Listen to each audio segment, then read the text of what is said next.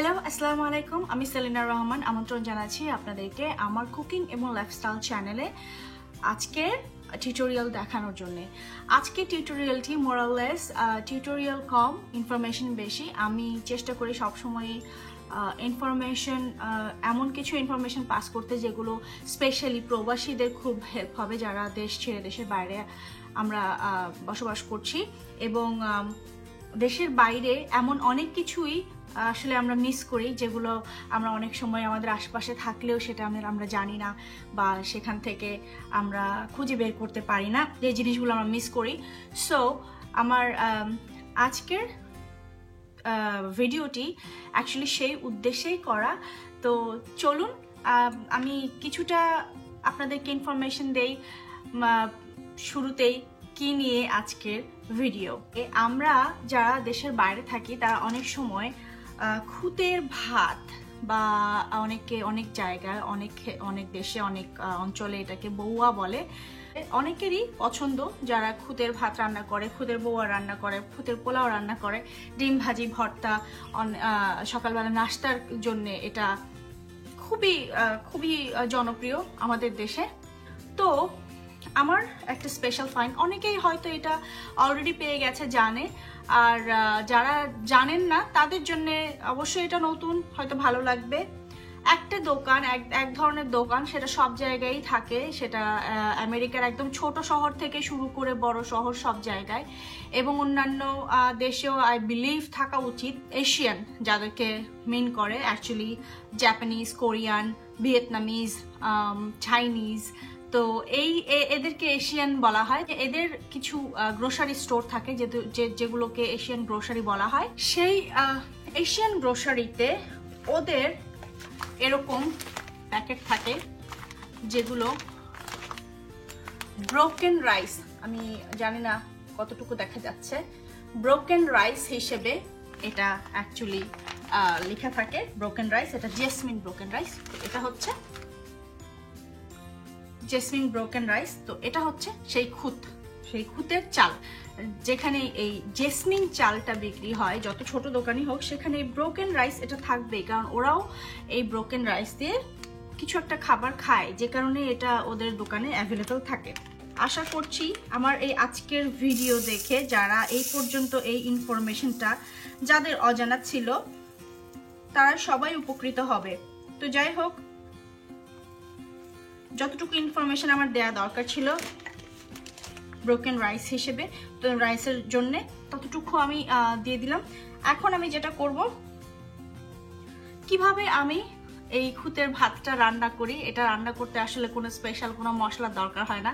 আজকে বাইরে এমনিতেই খুব বৃষ্টি বৃষ্টি ভাব, তো আজকে আমি সেই ব্রোকেন রাইস, মানে আমাদের খুদের ভাত, বাংলাদেশি স্টাইলে খুদের ভাত সকালে নাস্তার জন্য আমি তৈরি করছি। তো আমার আজকে রান্না করতে যা যা লাগছে তার মধ্যে হচ্ছে এই খুদের চাল, ব্রোকেন রাইস 6 কাপ, রান্নাটা 6 জনের জন্য।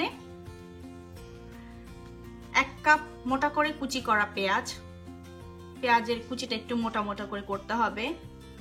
আমি এখানে 8-10টা কাঁচামরিচ নিয়েছি। কাঁচামরিচগুলো আমি আসলে কাটবো না, চিরবো না, এটার ফ্লেভারটা শুধু আমার দরকার, এখান থেকে যেন ঝাল না বের হয়। আদা আমি এভাবে কুচি করে নিয়েছি, এই যে এরকম লম্বা লম্বা করে কুচি করে নিয়েছি, কোনো রসুন দেব না। সেই সাথে অ্যাজ ইউজুয়াল লবণ লাগবে স্বাদের জন্য, তেল লাগবে রান্নার জন্য। আমি তেল দিব হচ্ছে এই পুরোটা রান্নার জন্য 1/2 কাপ তেল। তো চলুন আমরা চলে যাই রান্নায়। কিভাবে রান্নাটা করছি সেটা আমি এখন ভিডিও করি।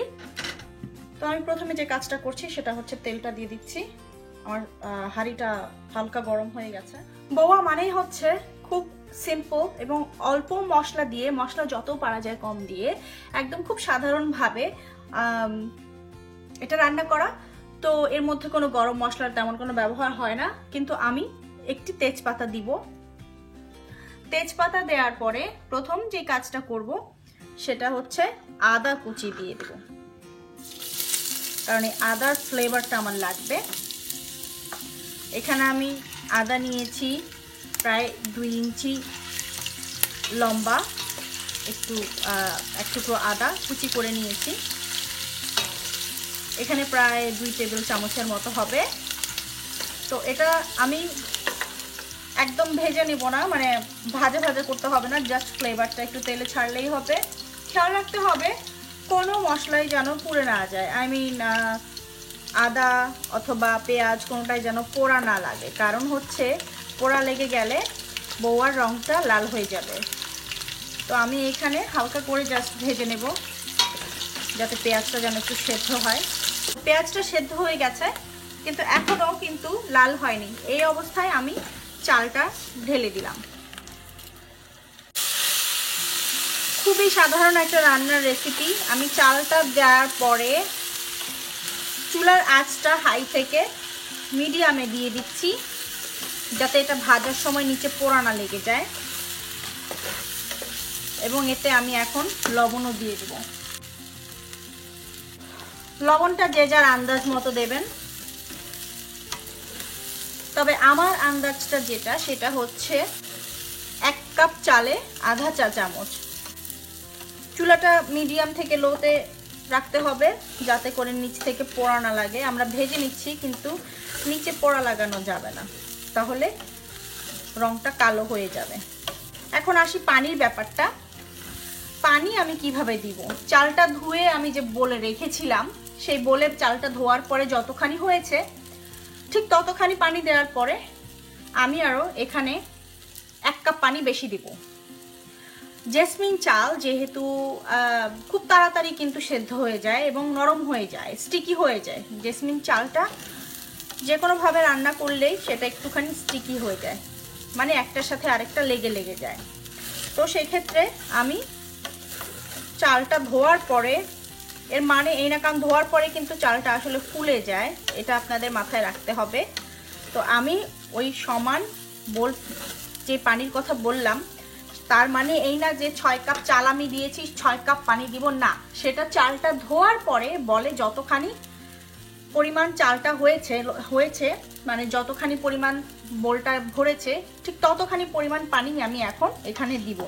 তো যতখানি চাল হয়েছিল সেই আন্দাজে আমি অতখানি পানি এখানে দিচ্ছি। এটা ট্যাপ কোল্ড ওয়াটার, মানে হচ্ছে আমি সিঙ্কের কল থেকে যেরকম টেম্পারেচার ছিল নর্মাল রুম টেম্পারেচার ততটুকুই পানি নিয়েছি। এবং পানি দেওয়ার পরে আমি চুলাটা হাইতে দিচ্ছি কারণ খুব তাড়াতাড়ি একটা বলক আনতে হবে।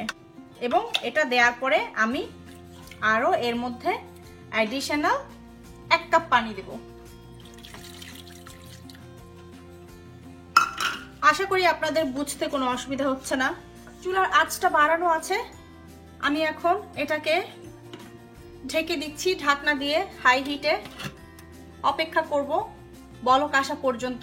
তবে তার মাঝে আমি আগে বলে নেই, কিছুক্ষণ পরে একবার কিন্তু নেড়ে দিতে হবে, যেহেতু এটা জেসমিন রাইস যেহেতু আগেই বলেছি স্টিকি হয়ে যায়, এটা হাঁড়ির তলানিতে লেগে যাবার সম্ভাবনা অনেক বেশি। তো সেই ক্ষেত্রে আমি আর ঠিক 5 মিনিট পরে এটাকে একবার নেড়ে দেব।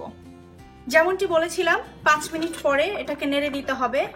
তো 5 মিনিট হয়ে গেছে, আপনারা দেখতে পাচ্ছেন পানি উপরে কিন্তু নিচের দিকে কিন্তু চালটা লেগে যাওয়ার উপক্রম হয়েছে। তো আমি এখন এটা যেন লেগে না যায় সেই জন্য এটাকে একটু উপরের দিকে উঠিয়ে দিচ্ছি। আমি এখন চুলার আঁচ একদম লোতে দিয়ে দিচ্ছি, লোতে দিয়ে এটাকে আরেকবার ঢেকে দিচ্ছি। এটা হতে হয়তো আর ম্যাক্সিমাম 10 মিনিট লাগবে, এর বেশি না। এই পর্যায়ে এসে আমি এর মধ্যে কাঁচামরিচগুলো দিয়ে দিব।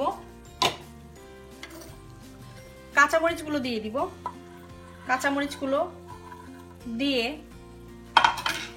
আমি আরেকবার এটাকে উপরের দিকে উঠিয়ে দিচ্ছি। আই থিঙ্ক আপনারা একটুখানি বুঝতে পারছেন যে পানি কমে এসেছে এবং নিচের দিকে লেগে যেতে চাইছে। এই জন্যই এখন আর চুলার আঁচ একদমই বাড়ানো যাবে না। দেশে যেটা করে সেটা হচ্ছে তাওয়া দিয়ে তাওয়ার উপরে এটা বসিয়ে দেয়। তো এখানে যেহেতু এমনিতেই ফ্ল্যাট সারফেসের চুলা, সেক্ষেত্রে ওই ব্যবস্থার কোনো প্রয়োজন নেই। এটাকে এভাবে দিয়ে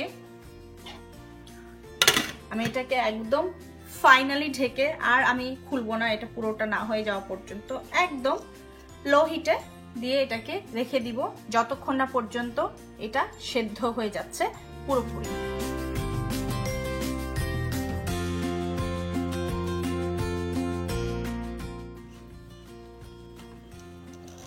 এভাবে আস্তে করে এটাকে উল্টে দিতে হবে। খুব সুন্দর সেদ্ধ হয়ে গেছে।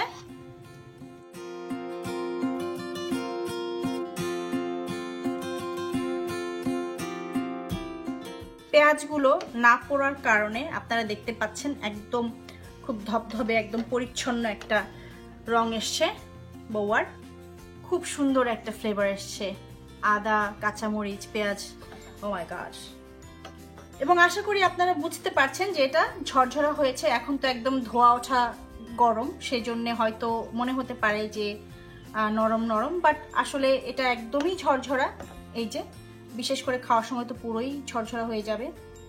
আমার রান্নাটা হয়ে গেছে, আমি এখন চুলাটা বন্ধ করে দিচ্ছি এবং ঢাকনাটা খানিকটা খোলা রেখে ঢেকে রাখছি। এতে করে যেটা হবে, উপরে কোনো ড্রাই লেয়ার হয়ে যাবে না, ড্রাই হয়ে যাবে না উপর থেকে, এবং পুরোপুরি ঢাকার কারণে যে ঘেমে আরো নরম হয়ে যায় পোলাও বা চাল জাতীয় বা যে কোনো রান্না, আরো যে পানসে হয়ে যায় বা ঘেমে যায় বা নরম হয়ে যায়, সেই জিনিসটাও হবে না। আমার রান্না দেখে যদি আপনাদের মনে হয় এই রান্না তো 1-2 এর ব্যাপার, তাহলেই আমার সার্থকতা, কারণ রান্না তো সহজই হওয়া উচিত, তাই না? আপনাদের যদি কোনো প্রশ্ন, অনুরোধ এবং এ বিষয়ে কোনো আলোচনা থেকে থাকে, তাহলে আপনারা আমার এই ভিডিওতে কমেন্ট করুন, লাইক করুন, শেয়ার করুন আপনাদের ফ্রেন্ডস অ্যান্ড ফ্যামিলির সাথে, এবং অবশ্যই যারা এখনও সাবস্ক্রাইব করেননি তারা সাবস্ক্রাইব করতে ভুলবেন না। প্রতি সপ্তাহেই নতুন নতুন ভিডিও আসছে আমার চ্যানেলে। সেই পর্যন্ত সবাই ভালো থাকবেন। আল্লাহ হাফেজ।